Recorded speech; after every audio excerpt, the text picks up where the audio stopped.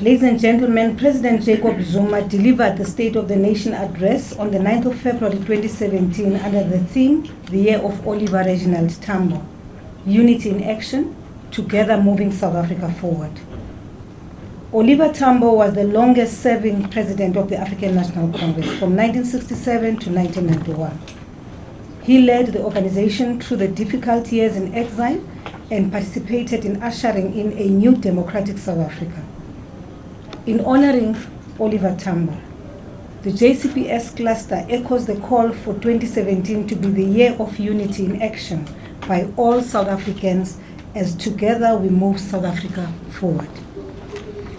During the State of the Nation address, the President emphasized that the fight against crime is an apex priority of government. The JCPS cluster is committed to ensuring the realization of the NDP vision of a South Africa where by year 2030, all people living in South Africa feel safe, have no fear of crime, and are properly served by the criminal justice system. The cluster has to ensure that government meets its constitutional mandate to protect citizens against crime by intensifying the fight against crime. Interventions for domestic stability. We've noted recent concerns raised by our communities regarding certain criminal activities, including drug trafficking, prostitution, illegal firearms, house hijackings, labor practices favoring migrants, and criminal activities associated with immigration, as well as anti-immigrant sentiment resulting therefrom. These impact on relations between South Africans and foreign nationals. Government interventions spearheaded by the Department of Home Affairs Minister in this regard are welcomed, as they did much to respond responsibly and speedily to concerns of citizens through, amongst others, meeting with stakeholders in the business sector, such as the hospitality sector. The cluster welcomes prompt interventions spearheaded by the net joints following attacks on foreign nationals accused of involvement in illegal activities, including drugs and prostitution. The interventions have helped in emphasizing sharply the issues affecting communities in this area, in particular on matters around policing and the alleged illegal activities of migrants. In this regard, joint business inspections were carried out with 56 business premises inspected, resulting in 7 employers charged for employing undocumented migrants, and 147 undocumented migrants were arrested. Furthermore, most of the foreign-owned shops inspected did not comply with the 60-40% ratio, as they employ only foreign nationals in possession of asylum seeker permits. We've noted the issues raised with government and reiterate the need to expedite matters in this regard through, amongst others, establish an integrated border management agency authority to improve border management, ensuring compliance with laws and the South African Constitution by citizens and foreign nationals, taking a whole-of-state approach to concerns raised by communities, and lastly, promoting better dialogue on policing between communities and authorities. The cluster will ensure that matters are resolved to the satisfaction of the South African public. We also reiterate the Home Affairs Minister's call for responsible public comments by all leaders and public representatives. We should all act responsibly to prevent any loss of life and damage to property. The launch and renaming of Marabastad as Desmond Tutu Reception Center is a step in the right direction. It demonstrates South Africa's commitment to an improved system of asylum seeker and refugee management. It discourages queues and helps in combating corruption and bribery. The new improved and modernized center with an automated booking system was launched on Friday the 17th of February by the President of the Republic of South Africa, J.J. Zuma.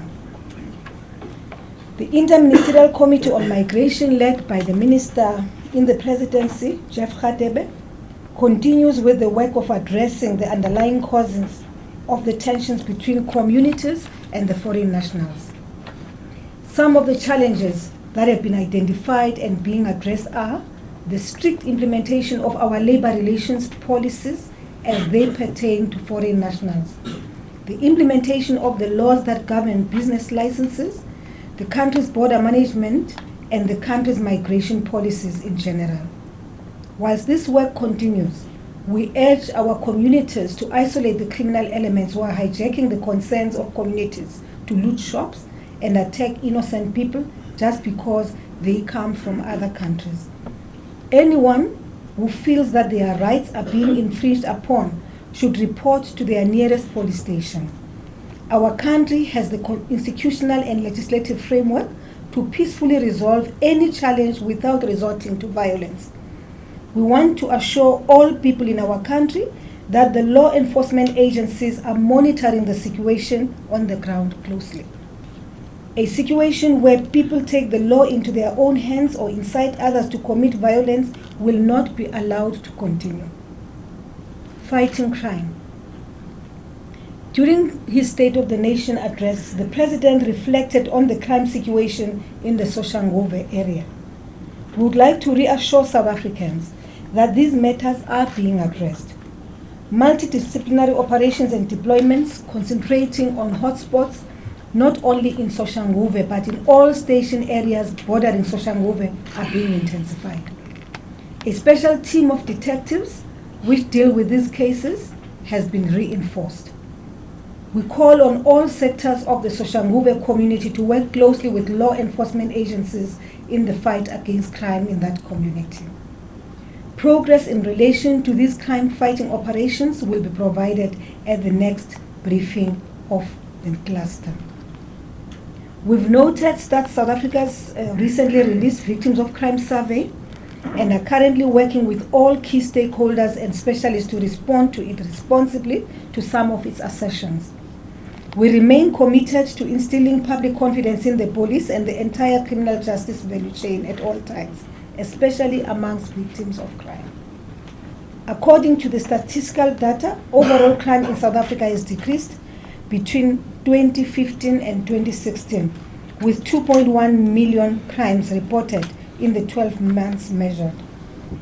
Although still concerning, this overall improvement comes on the back of the implementation of an effective crime combating strategy, which includes actions to reduce contact crimes. The cluster remains resolute to rid our communities of criminals and the realization of a South Africa where all citizens are and feel safe. The cluster continues to implement various crime-fighting operations across South Africa to ensure communities are and feel safe. Some of these include school safety programs to ensure that conditions at our schools are safe and conducive for teaching and learning. The commitment of prosecutions to focus on specialized crime is further reflected in the high conviction rates obtained in environmental crime, rhino poaching prosecutions, and copper theft prosecutions, in which a 93% conviction rate was maintained, coupled with an overall conviction rate of 91% in all organized crime. On unrest at institutions of higher learning, the JCPS cluster would like to recommend members of the South African Police Service who worked long hours under difficult circumstances in maintaining safety, security, and stability and exercising maximum restraint even in the face of extreme provocation. We further reiterate that such acts of violence as witnessed at our universities have no place in our democratic society.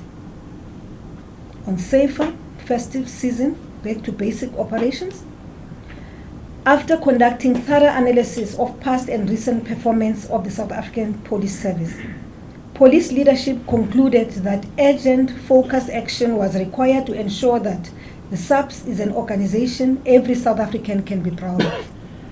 It was at this point that the back to basics approach to policing was introduced. The approach focuses on every police officer doing the basics of policing properly and consistently. Amongst others, the approach prioritizes building of stronger police-community relations to improve community safety.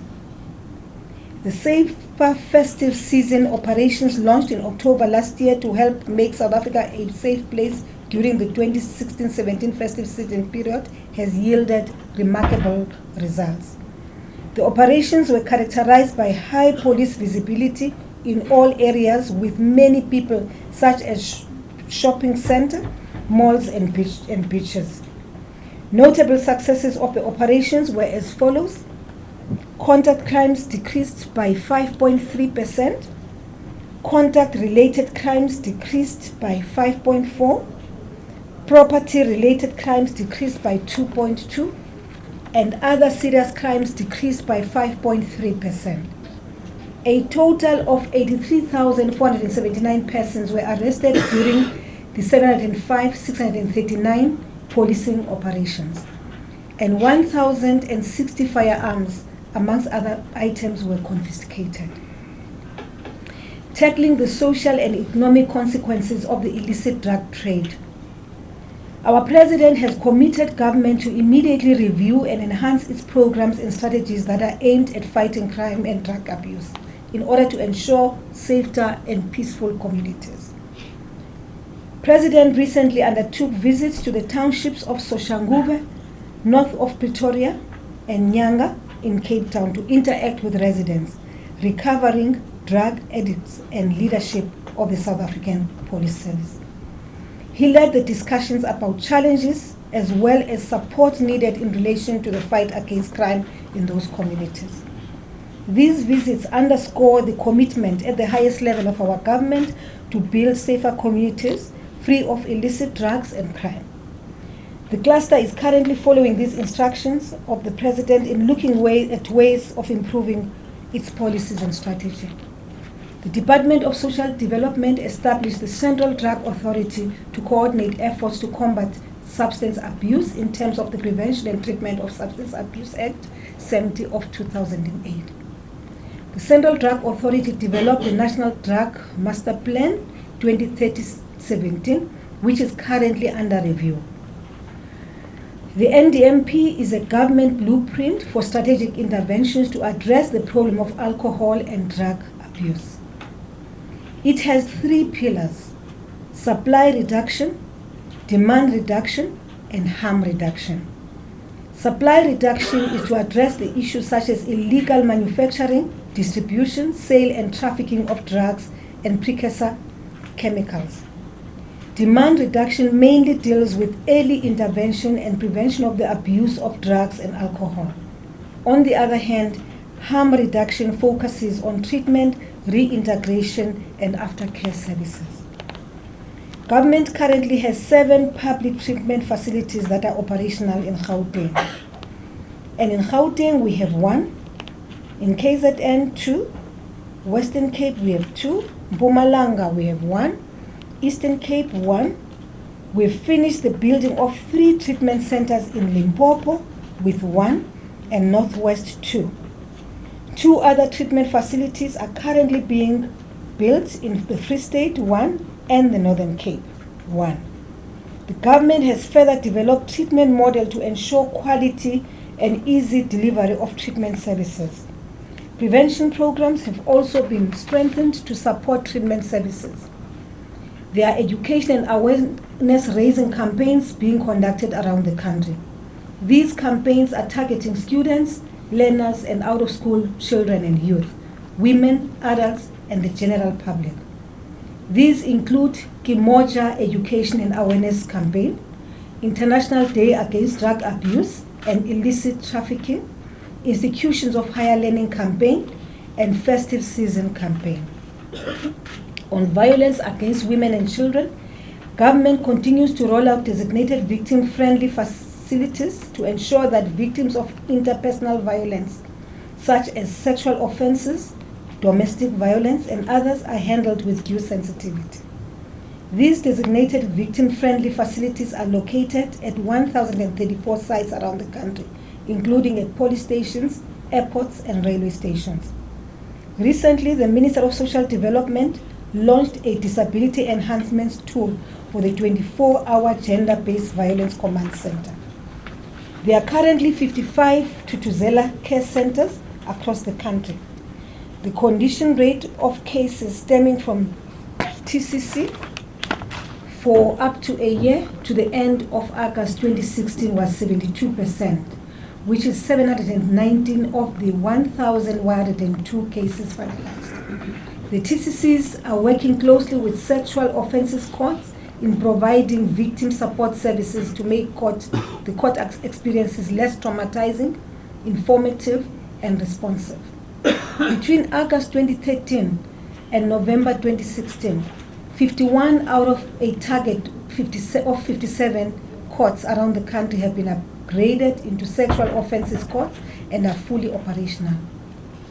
The National Prosecuting Authority performed exactly during the reporting period 18 April 2016 to December 2016 by achieving a remarkable 72% conviction rate in sexual offences cases and obtaining 3,681 convictions.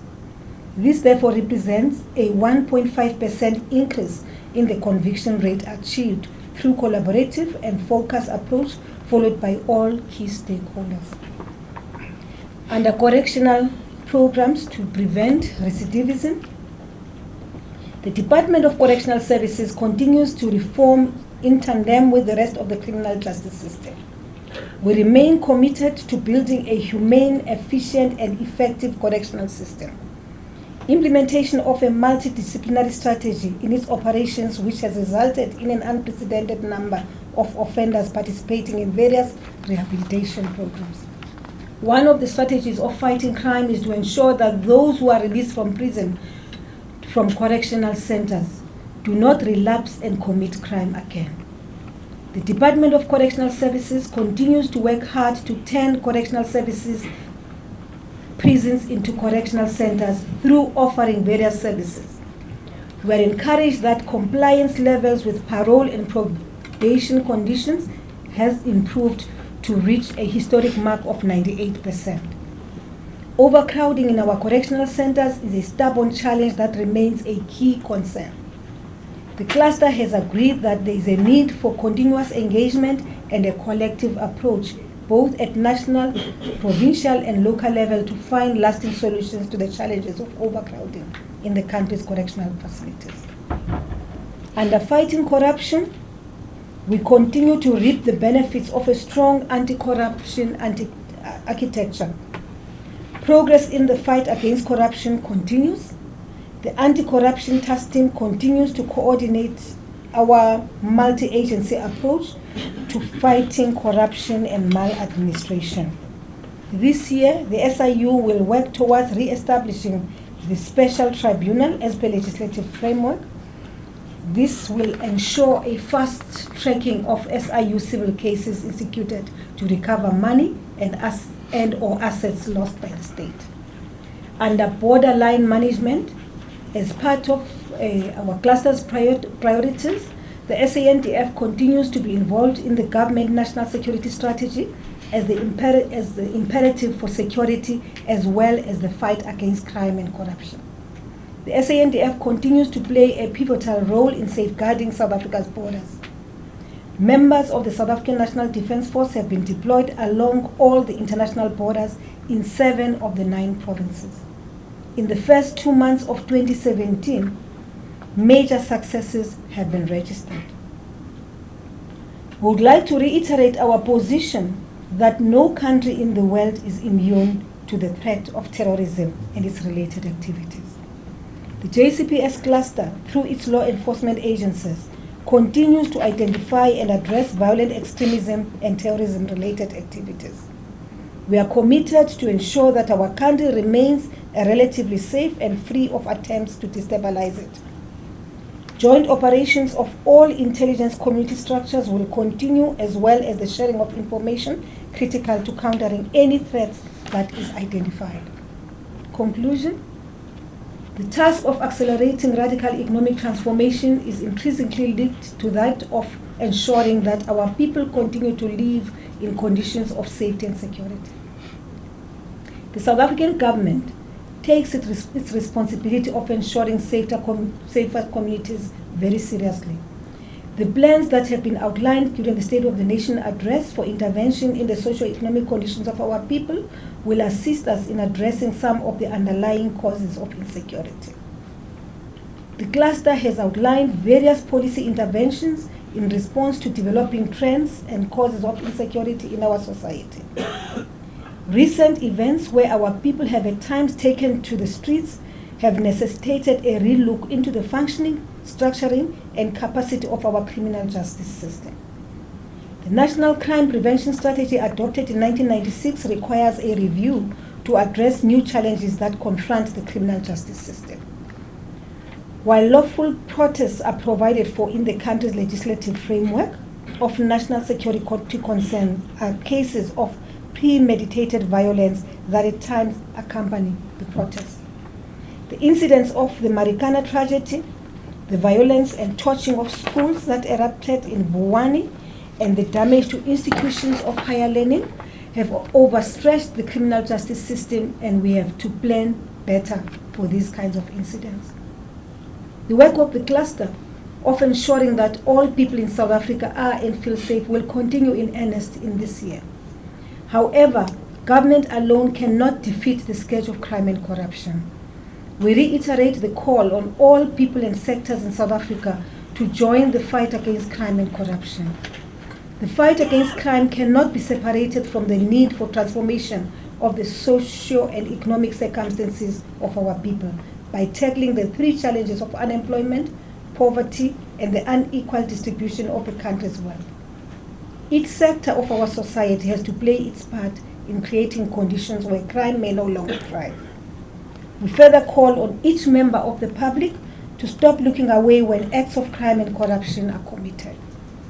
Anyone who has information about crime or suspicious criminal activity has a responsibility to promptly report such incidents to the police. Members of the public should also desist from offering bribes to public servants. Those public servants who solicit bribes should be reported to government's National Anti-Corruption Hotline. As a reminder, the hotline number is 0800 701 701. I repeat, 0800 701 701. What O.R. Tambo said at Georgetown University on January the 27th, 1987 still rings true today. And I quote, "We seek to create a united, democratic, and non-racial society. We have a vision of South Africa in which black and white shall live and work together as equals in conditions of peace and prosperity." Close quote. Only when we work together shall we achieve this vision of OR that is consistent with Vision 2030 as set out in the National Development Plan to build safer communities and a just society. I thank you.